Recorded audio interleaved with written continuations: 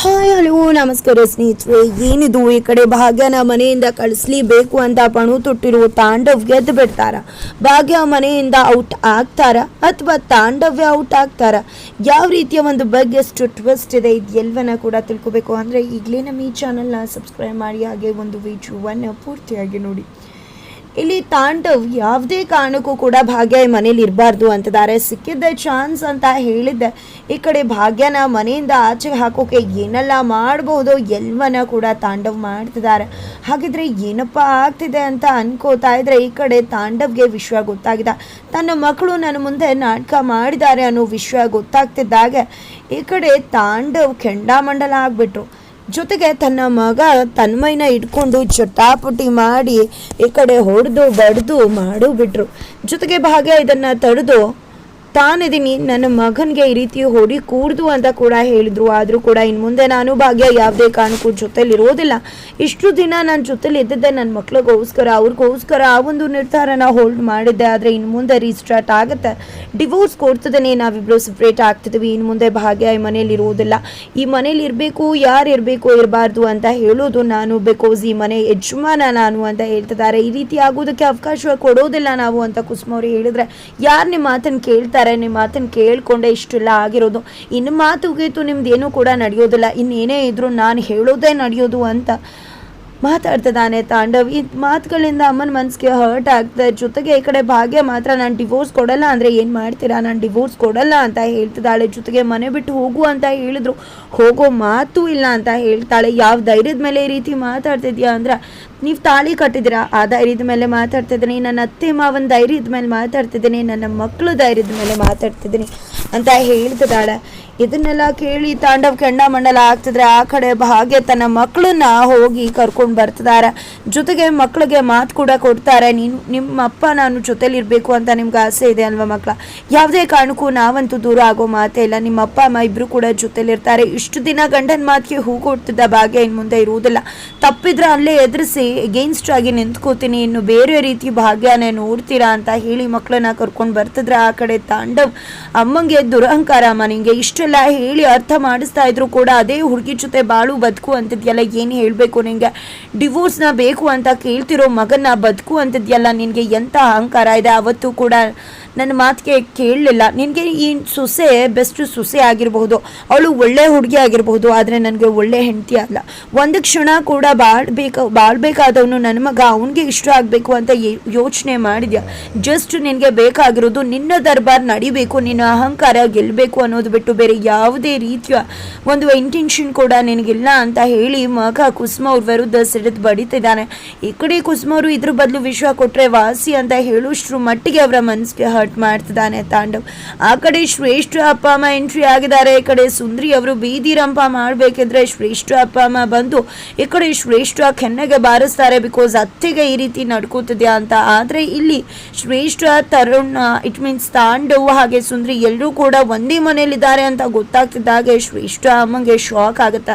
ಜೊತೆಗೆ ಓನರ್ ಅಜ್ಜಿ ಕೂಡ ಎಂಟ್ರಿ ಕೊಡ್ತಾರೆ. ಈ ಕಡೆ ಇವ್ರು ಮದುವೆ ಆಗಿದ್ದಾರೆ, ಅದಕ್ಕೋಸ್ಕರನೇ ಮನೆ ಕೊಟ್ಟಿದ್ದೀನಿ ಅಂದಾಗ ಇಲ್ಲ, ಇವ್ರು ಮದುವೆ ಆಗಿಲ್ಲ, ಎಂಗೇಜ್ಮೆಂಟ್ ಆಗಿದೆ ಅಷ್ಟೇ, ಜಸ್ಟ್ ಎಂಗೇಜ್ಮೆಂಟ್ ಆಗಿದೆ, ಮದುವೆ ಮಾತುಕತೆಗೋಸ್ಕರನೇ ನಾವಿಲ್ಲಿಗೆ ಬಂದಿದ್ದು, ಅದರ ಒಂದು ಪ್ರೋಸೆಸ್ನ ಶುರು ಮಾಡಬೇಕು ಅಂತ ಹೇಳ್ತಿದ್ರೆ. ಆಗಿದ್ರೆ ಈಕೆ ನನ್ನ ಹತ್ರ ಸುಳ್ಳು ಹೇಳಿದ್ಲು, 6 ತಿಂಗಳಿಂದ ಮದುವೆ ಆಗಿದ್ದೀನಿ ಅಂತ ಹೇಳಿ ಸುಳ್ಳು ಹೇಳಿ ಮನೆ ತಗೊಂಡ್ಲು ಅಂತ ಹೇಳ್ತಿದ್ದಾರೆ ಅಜ್ಜಿ. ಹೌದು, ನಾನೇನು ಮಾಡಲಿ, ಮನೆ ಕೊಡಲ್ಲ ಅಂತ ಈ ಅಜ್ಜಿ ಹೇಳಿದ್ರು, ಅದಕ್ಕೋಸ್ಕರ ಸುಳ್ಳು ಹೇಳಿದೆ, ಅವ್ನು ಯಾರು ಬೇರೆಯವನಲ್ಲ ತರುಣೆ ಅಂತ ಹೇಳಿ ಅಪ್ಪ ಅಮ್ಮಗೆ ಶ್ರೇಷ್ಠ ಹೇಳ್ತಿದ್ರೆ ಅಜ್ಜಿಗೆ ಕೋಪ ಎಲ್ಲ ಇರುತ್ತೋ ತೆಗೆದು ಶ್ರೇಷ್ಠ ಕೆನ್ನೆಗೆ ಬಾರಿಸ್ತಾನೆ. ಇದರಿಂದ ಶ್ರೇಷ್ಠ ಸಿಡಿದು ಹೋಗ್ತದಾಳೆ. ಅವಳಿಗೆ ಅಪ್ಪ ಅಮ್ಮನ ಮುಂದೆ ಅವಮಾನ ಆಗ್ತದೆ. ಇನ್ನೂ ಒಂದು 4 ಬೈರಿ ಬುದ್ಧಿ ಹೇಳಿ, ನಾವು ಹೇಳಿದ್ರೆ ಕೇಳೋದಿಲ್ಲ ಅಂತ ಅಪ್ಪ ಅಮ್ಮ ಕೂಡ ಹೇಳಿ ಶ್ರೇಷ್ಠನ ಇನ್ನೂ ಅಷ್ಟು ಇಕ್ಕಟ್ಟಿನ ಪರಿಸ್ಥಿತಿಗೆ ಸಿಕ್ಕಾಕಿಸ್ತಿದ್ದಾರೆ. ಆದರೆ ಇಲ್ಲಿ ತಾಂಡವ್ಗೆ ಗೊತ್ತಿಲ್ಲದೆ ಇಕ್ಕಟ್ಟಿನ ಪರಿಸ್ಥಿತಿಗೆ ಸಿಕ್ಕಾಕುತ್ತಿದ್ದಾನೆ. ಬಿಕಾಸ್ ಇಲ್ಲಿ ಶ್ರೇಷ್ಠ ಅಪ್ಪ ಅಮ್ಮ ಎಂಟ್ರಿ ಆಗಿದೆ ಅಂದರೆ ಇಲ್ಲಿ ತಾಂಡವ್ಗೆ ತಲೆ ಬಿಸಿ ಶುರುವಾಗಿದೆ ಅಂತಾನೆ ಅರ್ಥ. ಆದರೆ ಅದರ ಪರಿವೇ ಇಲ್ಲದೆ ಹನಿ ನೀನು ಅಂದಿದ್ದು ನಿಜಾನಿ ಅಂತ ಮೆಸೇಜ್ ಹೇಳಿ ಇಲ್ಲಿ ರಣರಂಪ ಮಾಡ್ತಿದ್ದಾನೆ ತಾಂಡವ್. ಅಷ್ಟರಲ್ಲಿ ಭಾಗ್ಯ ಮಕ್ಕಳನ್ನ ಕರ್ಕೊಂಡು ಬಂದ ತಕ್ಷಣ ಯಾಕೆ ಮಕ್ಕಳನ್ನ ಕರ್ಕೊಂಡು ಬಂದೆ, ಅವ್ರು ನೀನು ಹೋಗೋ ತನಕ ಬರಬಾರ್ದು ಅಂತಾನೆ ಕೂಡಾಕಿದ್ದು ಅಂದಾಗ ಯಾರು ಹೋಗ್ತಾರೆ, ಎಷ್ಟು ಬಾರಿ ಹೇಳಬೇಕು ಈ ಮನೆ ನಂದು, ನಿಮ್ಗೆ ಎಷ್ಟು ಅಧಿಕಾರ ಇದೆಯೋ ನನಗೂ ಕೂಡ ಅಧಿಕಾರ ಇದೆ, ಇನ್ನು ನಾನು ಮಾತಾಡ್ತೀನಿ ನೀವು ಕೇಳಬೇಕಷ್ಟೆ. ಈ ಮನೆಗೆ ನೀವು ದುಡ್ಡು ತಂದು ಹಾಕಿರ್ಬೋದು, ಜೊತೆಗೆ ದುಡ್ಡನ್ನು ಕೊಟ್ಟಿರ್ಬೋದು, ಇಟ್ಕೆ ತಂದು ಹಾಕಿರ್ಬೋದು, ಆದರೆ ಪ್ರೀತಿ ವಿಶ್ವಾಸದಿಂದ ಈ ಮನೆ ಕಟ್ಟಿದ್ದು ನಾನು, ಈ ಮನೆ ಜವಾಬ್ದಾರಿ ನೋಡ್ಕೋತಿರೋ ನಾನು, ಇಡೀ ಜೀವನ ಈ ಮನೆಗೋಸ್ಕರ ತೆಗೆದಿದ್ದೀನಿ ನಾನು 16 ವರ್ಷ. ನನ್ನ ಆಸೆ, ಖುಷಿ, ನೋವು, ನಲಿವು ಎಲ್ಲವನ್ನ ಬಿಟ್ಟು ಈ ಮನೆ ಕಷ್ಟ ಸುಖ ಕೆಲಸನೇ ನನ್ನ ಬದುಕು ಅಂತ ಅಂದ್ಕೊಂಡು ಕನಸು ಮನಸ್ಸಲ್ಲೂ ಕೂಡ ಇದೇ ನನ್ನ ಜವಾಬ್ದಾರಿ ಅಂದ್ಕೊಂಡು ಮಾಡಿದ್ದೀನಿ. ಈಗ ನೀವು ಮನೆ ಬಿಟ್ಟು ಹೋಗು ಅಂದ ತಕ್ಷಣ ಹೋಗ್ಬಿಡ್ಬೇಕಾ? ಹಾಗಿದ್ರೆ ನೀವು ಮದುವೆ ಆಗಬೇಕಿದ್ರೆ ಈಗ 43 ಅಂದ್ರೆ 25-26 ವರ್ಷ ಆಗಿರುತ್ತಲ್ವ, ಅವಾಗ ನೀವೇನು 16 ವರ್ಷನ ಈ ಮದುವೆ ಇಷ್ಟ ಇಲ್ಲ ಇವಳು ಇಷ್ಟ ಇಲ್ಲ ಅಂತ ಹೇಳಬೇಕಿತ್ತು. ಮಕ್ಕಳಾಗಬೇಕಾದ್ರೆ ಸುಮ್ಮನಿದ್ರಿ, ಆಗ ಸುಮ್ಮನಿದ್ರಿ, ಹಾಗೇನು ಹೇಳಲಿಲ್ಲ. ಇವಾಗ ನಾನು ಬೇಡ ಆಗ್ಬಿಟ್ಟ, ಇವಾಗ ನೀವು ಬೇಡ ಅಂದ ತಕ್ಷಣ ನಾನು ಈ ಮನೆ ಬಿಟ್ಟು ಹೋಗ್ಬಿಡ್ಬೇಕಾ? ಯಾವುದೇ ಕಾರಣಕ್ಕೂ ಕೂಡ ಹೋಗೋದಿಲ್ಲ. ಈ ಮನೇಲಿ ನಿಮಗೆ ಎಷ್ಟು ರೈಟ್ಸ್ ಇದೆಯೋ ಈ ಮನೇಲಿ ನನಗೂ ಕೂಡ ಅಷ್ಟೇ ರೈಟ್ಸ್ ಇದೆ ಅಂತ ಹೇಳ್ತಿದ್ದಾರೆ.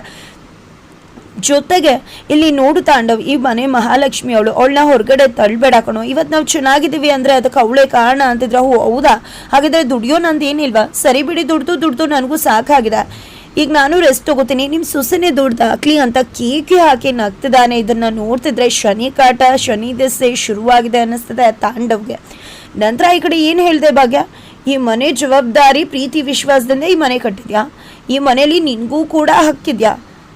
ನೀನು ಈ ರೀತಿ ಹೇಳಿದ ಮಾತ್ರಕ್ಕೆ ನಾನು ಸುಮ್ಮನೆ ಆಗ್ಬಿಡ್ತೀನಿ, ಚುಪ್ಪಾಗ್ಬಿಡ್ತೀನಿ ಅಂತ ಅನ್ಕೊಂಡ್ಬಿಟ್ಟಿದ್ಯಾ? ಯಾವುದೇ ಕಾರಣಕ್ಕೂ ಈ ಮನೆಯಿಂದ ನೀನು ಆಚೆ ಕಳಿಸೋ ನಿರ್ಧಾರ ಬದಲಾಗೋದಿಲ್ಲ. ನೀನು ಈ ಮನೆಯಿಂದ ಆಚೆ ಹೋಗಲೇಬೇಕು ಅಂತಂದರೆ ಇಲ್ಲ, ಹೋಗೋದಿಲ್ಲ. ನಾನು ತಾಂಡವ್ ಸೂರ್ಯವಂಶಿ ಅವರ ಹೆಂಡತಿ ಭಾಗ್ಯ, ತಾಂಡವ್ ಸೂರ್ಯವಂಶಿ. ಈ ಮನೇಲಿ ನನಗೆ ಅಧಿಕಾರ ಇದೆ, ಹೋಗೋದಿಲ್ಲ ಅಂತಲೇ ಹೇಳ್ತಿದ್ದಾರೆ ಭಾಗ್ಯ. ನೀನು ಹೋಗಲ್ಲ ಅಂದ ಮಾತ್ರಕ್ಕೆ ಯಾರು ಸುಮ್ಮನೆ ಬಿಡ್ತಾರೆ? ಡಿವೋರ್ಸ್ ಕೊಡ್ತೀನಿ, ಕಾನೂನಿನ ಹೋರಾಟ ನಡೆಸ್ತೀನಿ ಅಂದಾಗ ಭಾಗ್ಯ ಕೂಡ ನಾನು ಕಾನೂನಿನ ಪ್ರಕಾರನೇ ಉತ್ತರ ಕೊಡ್ತೀನಿ ಅಂತ ಹೇಳ್ತಿದ್ದಾರೆ. ಆದರೆ ಈ ಮನೆಯಿಂದ ನೀನು ಹೋಗಲೇಬೇಕು, ಈ ಮನೆ ಯಜಮಾನ ನಾನು ಡಿಸೈಡ್ ಮಾಡೋದು ಈ ಮನೇಲಿ ಯಾರಿರಬೇಕು ಅಂತ. ನೀನು ಹೋಗ್ತಾ ಇರು ಅಂತ ಹೇಳ್ತಿದ್ದಾರೆ ಇಲ್ಲಿ ಕುಸುಮ ಅವರು. ಕನ್ವಿನ್ಸ್ ಮಾಡೋಕ್ಕೆ ಟ್ರೈ ಮಾಡ್ತಿದ್ರೆ ನನಗೇನು ಕನ್ವಿನ್ಸ್ ಮಾಡೋಕೆ ಬರಬೇಡಿ, ಜಸ್ಟ್ ಈ ಮನೇಲಿ ದುಡ್ಕೊಂಡು ಬರೋ ನಾನು ತಿನ್ಕೊಂಡು ಇರೋದಷ್ಟೇ ನಿಮ್ಮ ಕೆಲಸ ಅಂತ ಹೇಳಿ ಅಪ್ಪ ಅಮ್ಮನ ಬಾಯಿ ಮುಚ್ಚಿಸ್ತದಾನೆ. ತಾಂಡವ್ ತನ್ನ ರುದ್ರ ರೂಪನ ತೋರಿಸ್ತದಾನೆ. ಇದರಿಂದ ಶಾಕ್ ಆಗ್ತಿರೋ ಕುಸುಮ ಈ ಕಡೆ ಭಾಗ್ಯ ಮನೆ ಬಿಟ್ಟು ಹೋಗೋ ಪರಿಸ್ಥಿತಿ ಬರ್ತದೆ. ಮಕ್ಕಳು ಎಷ್ಟೇ ಹೇಳಿದ್ರು ಕೂಡ ಇಲ್ಲಿ ತಾಂಡವ್ ಯಾರ ಮಾತನ್ನು ಕೇಳೋಕೆ ರೆಡಿ ಇಲ್ಲ. ಅತ್ತೆ ಪೂಜಾ ಯಾರ ಮಾತನ್ನು ಕೂಡ ಕೇಳ್ತಿಲ್ಲ. ಹಾಗಿದ್ರೆ ಏನಪ್ಪ ಆಗತ್ತೆ ಅನ್ನೋದನ್ನ ತಿಳ್ಕೊಬೇಕು ಅಂದರೆ ಈ ಒಂದು ವಿಡಿಯೋವನ್ನು ಪೂರ್ತಿಯಾಗಿ ನೋಡಬೇಕಾಗತ್ತೆ. ಜೊತೆಗೆ ಆ ಕಡೆ ಶ್ರೇಷ್ಠ ತಂದೆ ನಿನ್ನ ಮದುವೆ ಮಾಡ್ತೀನಿ, ಹುಟ್ಟಿಸಿರೋ ತಪ್ಪಿಗೆ ಹೆತ್ತಿರೋ ತಪ್ಪಿಗೆ ಇನ್ನೇನು ಮಾಡೋಕ್ಕಾಗತ್ತೆ, ಅಪ್ಪ ಆಗ್ಬಿಟ್ಟಿದ್ದೀನಿ, ನಿನ್ನ ಮದುವೆ ಮಾಡಿಬಿಡ್ತೀನಿ ಅಷ್ಟೇ ನನ್ನ ಜವಾಬ್ದಾರಿ ಅಂತಂದ್ರೆ ಯಾವುದೇ ಕಾರಣಕ್ಕೂ ನಿನ್ನ ಮದುವೆ ಆಗಲ್ಲ ಅಂತ ನಂಗೂ ನಿಂಗೂ ಇಬ್ರಿಗೂ ಗೊತ್ತು ಅಂತ ಸುಂದರಿ ಅವರು ಹೇಳ್ತಿದ್ರೆ ಆ ತಾಂಡವ್ ಹತ್ರ ಏನಾದರೂ ಮಾಡಿ ತಾಳಿ ಕಟ್ಟಿಸ್ಕೋತೀನಿ, ಆ ನಂತರ ಇರುತ್ತಾ ಎಲ್ರಿಗೂ ಕೂಡ ಅವನ ಸಮೇತ ನಾನು ಏನು ಅಂತ ತೋರಿಸ್ತೀನಿ ಅಂತ ಶ್ರೇಷ್ಠ ಹೇಳ್ತಿದ್ರೆ ಈ ಕಡೆ ತಾಂಡವ್ ಅಂತೂ ಯಾರೇ ಬಂದರೂ ಕೂಡ ಇವತ್ತು ಭಾಗ್ಯನ ಈ ಮನೆಯಿಂದ ಹೊರಗಡೆ ಕಳಿಸ್ದೆ ಇರೋಕ್ಕಾಗಲ್ಲ, ಕಳಿಸ್ತೀನಿ, ಯಾರೇ ಬಂದರೂ ತಡಿಯೋಕ್ಕಾಗಲ್ಲ ಅವಳನ್ನ ಹೊರಗಡೆ ಕಳಿಸೋದನ್ನ. ಈವನ್ ಅಪ್ಪ ಆದರೂ ಕೂಡ ಅಂಥದ್ದಾಗಿ ಏನು ಮಾತಾಡ್ತಿದ್ದೆ, ಅಪ್ಪನೂ ತಡಿಯೋಕ್ಕಾಗಲ್ಲ ಅಂತ ನಾ ಕೇಳಿ ರಪ್ಪ ಅಂತ ಕೆನ್ನೆ ಕಪಾಳ ಮೋಕ್ಷ ಮಾಡೇ ಬಿಡ್ತಾರೆ ಕುಸುಮ ಅವರು. ನಂತರ ತಮ್ಮ ಗಂಡನ ಕರ್ಕೊಂಡು ಹೋಗಿ ನಾನು ಒಂದು ಪ್ಲ್ಯಾನ್ ಮಾಡಿದ್ದೀನಿ ಅಂತ ಹೇಳ್ತಾರೆ. ಜೊತೆಗೆ ನಿಮ್ಮ ಸಹಾಯ ಬೇಕು ಅಂತ ಕೇಳ್ತಾರೆ.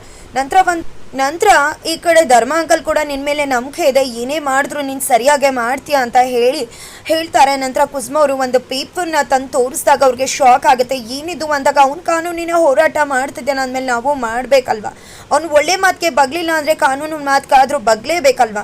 ಅವನು ಯಾರಿಗೂ ಬೆಲೆ ಕೊಡ್ತಿದ್ದ ಅಂದರೆ ಅವನ ಅಹಂಕಾರನ ಇಳಿಸ್ಲೇಬೇಕು ಅಂತ ಹೇಳ್ತಾರೆ. ಬಟ್ ಏನು ಅಂತ ಹೇಳೋದಿಲ್ಲ, ನನಗೆ ಇದಕ್ಕೆ ಒಪ್ಪಿಗೆ ಇದೆ ಅಂತ ಹೇಳಿ ಕೆಳಗಡೆ ಬರ್ತಾರೆ.